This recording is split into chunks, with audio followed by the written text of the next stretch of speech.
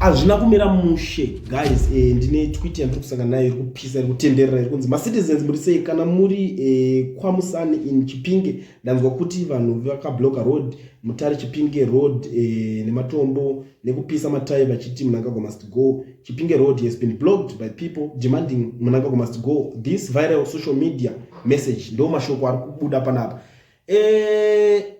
MaZimbabweans pane chinhu wani chandida kuonesana nemi. Vazhinji vacho I know kuti munoputa mbanje musarite derere kana muriwo munenge muchibika weya.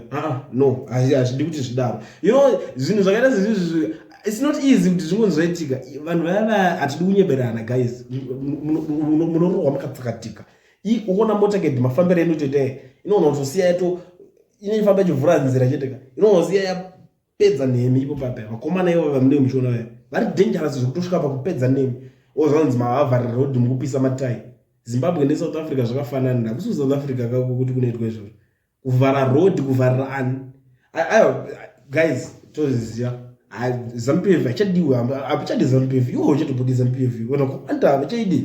But not kuti tizoswera tichinyebera vanhu manje vanhu vemuZimbabwe motanga kuvaudza nyaya idzodzo kuti kwakavharwa road vanhu vari kuti must go. Road inofana motaketi yachayo.